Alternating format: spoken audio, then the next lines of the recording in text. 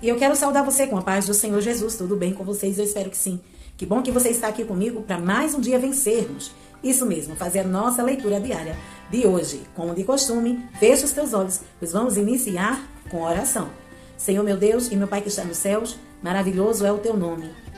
Nos ajude, Senhor, nos dê graça, que o teu Espírito Santo seja intérprete diante essa leitura, Senhor, que fizermos nesse dia. Nos ajude que todos os dias nós possamos vencer e estar aqui, Senhor, para a tua glória, para o teu nome ser glorificado em nossas vidas. Que nós venhamos continuar, Senhor, prosseguindo firmes, com propósito, lendo a Bíblia toda 2025. Isso mesmo, esse ano vamos ler a Bíblia inteira, com a tua graça, Senhor, com a tua permissão, com a tua vontade para com nossas vidas. Nos ajude, em nome do teu Filho amado Jesus Cristo, aquele que vive e reina para todo sempre. Amém e amém. Amém? As nossas leituras diárias de hoje estão nos livros de 1 Samuel, capítulo 6, 7 e 8. Atos, capítulo 7. 1 Samuel, capítulo 6, diz assim: o retorno da arca de Israel. Quando já fazia 7 meses que a arca do Senhor estava em território filisteu, os filisteus chamaram os sacerdotes e adivinhos e disseram: o que faremos com a arca do Senhor? Digam-nos com que devemos mandá-la de volta a seu lugar. Eles responderam: se vocês devolverem a arca do Deus de Israel, não mandem de volta só a arca, mas enviem também oferta pela culpa. Então vocês serão curados e saberão porque a sua mão não tem se afastado de vocês. Os filisteus perguntaram: que oferta pela culpa devemos enviar-lhe? Eles responderam: 5 tumores de ouro e 5 ratos de ouro, de acordo com o número de governantes filisteus. Porquanto a mesma praga atingiu vocês e todos os seus governantes. Façam imagens dos tumores e dos ratos que estão assolando o país. E deem glória ao Deus de Israel. Talvez ele alivie a sua mão de sobre vocês, seus deuses e sua terra. Porque tem o coração obstinado como os egípcios e o faraó. Só quando esse Deus os tratou severamente, eles deixaram os israelitas seguirem o seu caminho. Agora então, preparem uma carroça nova, com 2 vacas que deram cria, e sobre as quais nunca foram colocados jugo. Amarrem-nas à carroça, mas afastem delas os seus bezerros e ponham-nos no curral. Coloquem a arca do Senhor sobre a carroça e ponham numa caixa ao lado os objetos de ouro que vocês estão lhe enviando como oferta pela culpa. Enviem a carroça e fiquem observando. Se ela for para o seu próprio território, na direção de Bet-Semes, então foi o Senhor quem trouxe essa grande desgraça sobre nós. Mas se ela não for, então saberemos que nada foi a sua mão que nos atingiu, e que isso aconteceu conosco por acaso. E assim fizeram. Pegaram 2 vacas com cria, amarraram-nas a uma carroça e prenderam seus bezerros no curral. Colocaram a arca do Senhor na carroça e junto dela a caixa com os ratos de ouro e as imagens dos tumores. Então as vacas foram diretamente para Bet-Semes, mantendo-se na estrada e mugindo por todo o caminho. Não se desviaram nem para a direita, nem para a esquerda. Os governantes dos filisteus as seguiram até a fronteira de Bet-Semes. Ora, o povo de Bet-Semes estava colhendo trigo no vale, e quando viram a arca, alegraram-se muito. A carroça chegou ao campo de Josué, de Bet-Semes, e ali parou ao lado de uma grande rocha. Então cortaram a madeira da carroça e ofereceram as vacas como holocausto ao Senhor. Os levitas tinham descido a arca do Senhor e a caixa com os objetos de ouro e as tinham colocado sobre a grande rocha. Naquele dia o povo de Bet-Semes ofereceu holocaustos e sacrifícios ao Senhor. Os 5 governantes dos filisteus viram tudo isso e voltaram naquele mesmo dia a Ecrom. Os filisteus enviaram ao Senhor como oferta pela culpa estes tumores de ouro: um por Asdod, outro por Gaza, outro por Ascalon, outro por Gat e outro por Ecrom. O número dos ratos de ouro foram conforme o número das cidades filisteias que pertenciam aos 5 governantes, tanto as cidades fortificadas como os povoados do campo. A grande rocha sobre a qual puseram a arca do Senhor até hoje é uma testemunha no campo de Josué de Bet-Semes. O Senhor, contudo, feriu alguns dos homens de Bet-Semes, matando 70 deles, por terem olhado para dentro da arca do Senhor. O povo chorou por causa da grande matança que o Senhor fizera, e os homens de Bet-Semes perguntaram: quem pode permanecer na presença do Senhor, esse Deus santo? A quem enviaremos a arca para que ele se afaste de nós? Então enviaram mensageiros ao povo de Kiriat Jearim, dizendo: os filisteus devolveram a arca do Senhor, venham e levem-na para vocês. Capítulo 7.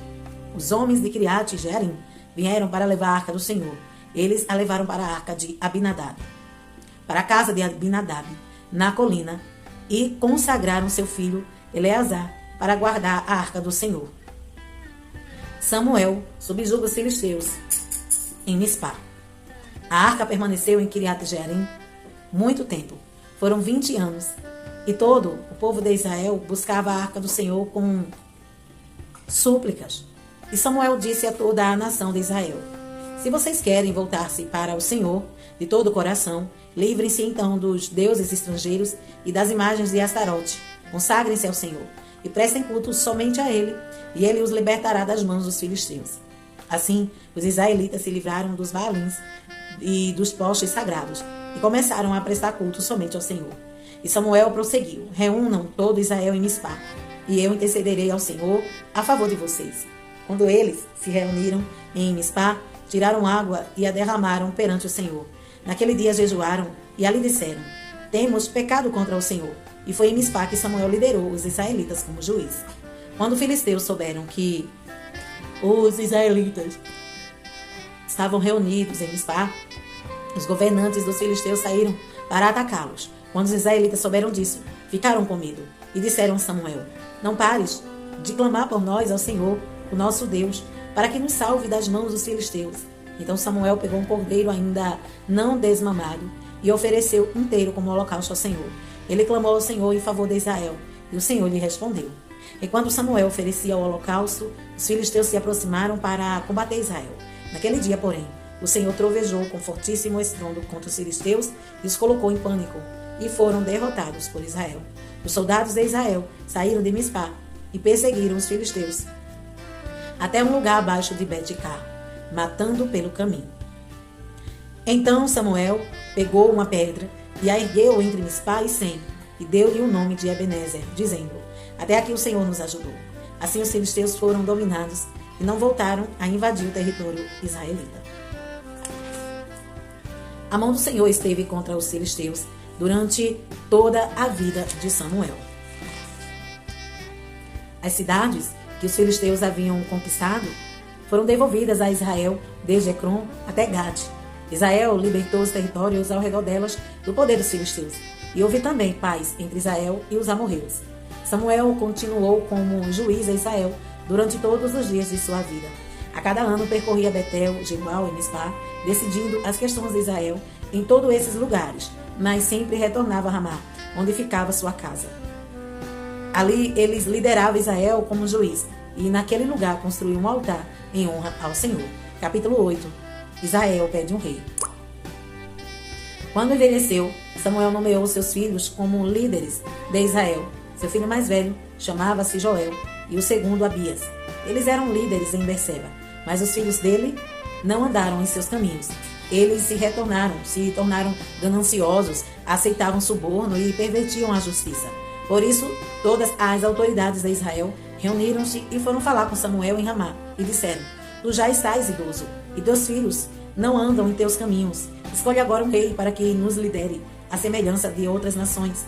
Quando, porém, disseram: dá-nos um rei para que nos lidere, isso desagradou a Samuel. Então ele orou ao Senhor, e o Senhor lhe respondeu: atenda a tudo o que o povo está lhe pedindo. Não foi a você que rejeitaram, mas foi a mim que rejeitaram como rei. Assim como fizeram comigo desde o dia em que os tirei do Egito, até hoje, abandonando-me e prestando-me culto a outros deuses, também estão fazendo com você.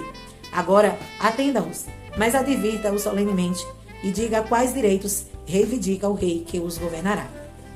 Samuel transmitiu todas as palavras do Senhor ao povo que estava lhe pedindo o rei, dizendo: o rei que reinará sobre vocês reivindicará como seu direito o seguinte: ele tomará os filhos de vocês para servi-lo em seus carros de guerra e em sua cavalaria, e para correr à frente dos seus carros de guerra. Colocará alguns como comandantes de 1000 e outros como comandantes de 50. Ele os fará arar as terras dele, fazer a colheita e fabricar armas de guerra e equipamento para seus carros de guerra. Tomará as filhas de vocês para serem perfumistas, cozinheiras e padeiras. Tomará de vocês o melhor das plantações das vinhas e das olivais e o dará aos criados dele. Tomará 1/10 dos cereais e da colheita de uvas e o dará aos seus oficiais e os seus criados. Também tomará de vocês para seu uso particular os servos e as servas, e o melhor do gado e dos jumentos. E tomará de vocês 1/10 dos rebanhos, e vocês mesmos se tornarão escravo dele. Naquele dia vocês clamarão por causa do rei que vocês mesmos escolheram, e o Senhor não os ouvirá. Todavia o povo recusou-se a ouvir Samuel e disse: Não, queremos ter um rei. Seremos como todas as outras nações. Um rei nos governará e sairá à nossa frente para combater as nossas batalhas. Depois de ter ouvido tudo o que o povo disse, Samuel repetiu perante o Senhor. E o Senhor respondeu: Atenda-os, e deu-lhes um rei.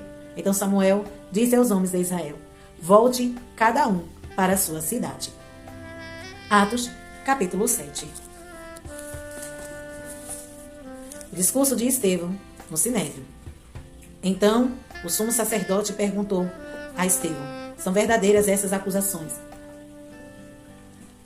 A isso ele respondeu: Irmãos e pais, ouçam-me. O Deus glorioso apareceu a Abraão, nosso pai, estando ele ainda na Mesopotâmia, antes de morar em Harã, e lhe disse: Saia da sua terra e do meio dos seus parentes e vá para a terra que eu lhes mostrarei. Então ele saiu da terra dos caldeus e se estabeleceu em Harã. Depois da morte de seu pai, Deus o trouxe a essa terra, onde vocês agora vivem. Deus não lhe deu nenhuma herança aqui, nem mesmo o espaço de um pé, mas lhe prometeu que ele, e depois dele, seu descendente, possuíram a terra. Embora naquele tempo Abraão não tivesse filhos, Deus lhe falou dessa forma: Seus descendentes serão peregrinos numa terra estrangeira, e serão escravizados e maltratados por 400 anos. Mas eu castigarei a nação a quem servirão como escravos, e depois sairão dali e me adorarão neste lugar. E deu a Abraão a aliança da circuncisão. Por isso, Abraão gerou Isaque e circuncidou 8 dias depois do seu nascimento. Mais tarde, Isaque gerou Jacó e esses 12 patriarcas. Os patriarcas, tendo inveja de José, venderam-no como escravo para o Egito. Mas Deus estava com ele e o libertou de todas as suas tribulações, dando a José favor e sabedoria diante do faraó, rei do Egito. Esse o tornou governador do Egito e de todo o seu palácio. Depois houve fome em todo o Egito, em Canaã, trazendo grande sofrimento, e nossos antepassados não encontravam alimento. Ouvindo que havia trigo no Egito, Jacó enviou nossos antepassados em sua primeira viagem.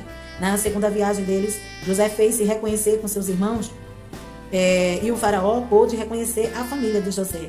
Depois disso, José mandou buscar seu pai, Jacó, e toda a sua família, que eram 75 pessoas.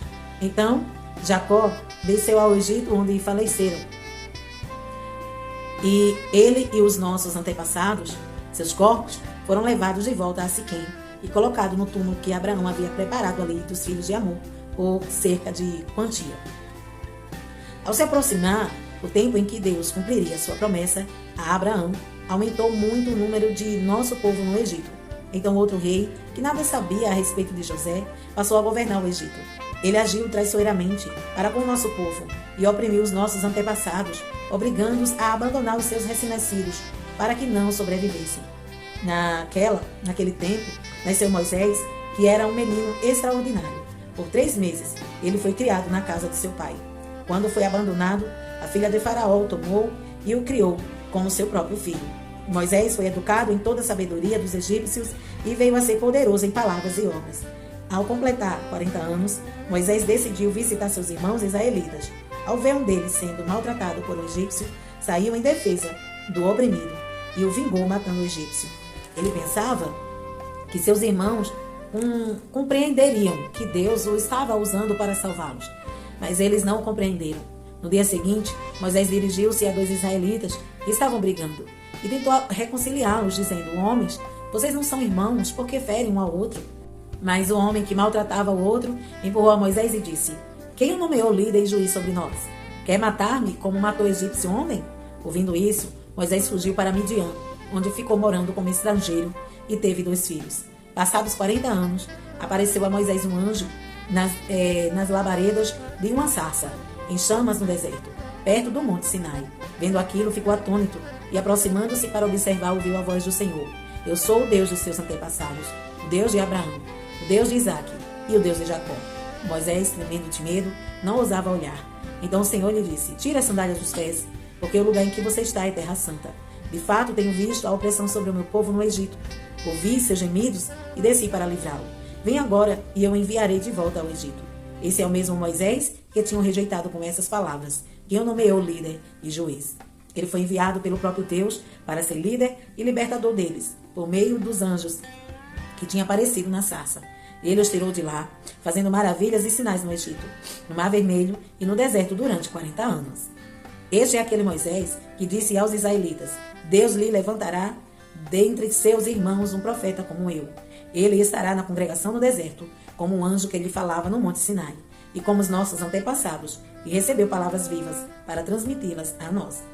Mas nossos antepassados se recusaram a obedecer-lhe, ao contrário, rejeitaram-no, e em seu coração voltaram para o Egito e disseram a Arão: Faça para nós deuses que nos conduzam, pois a esse Moisés que nos tirou do Egito não sabemos o que lhe aconteceu.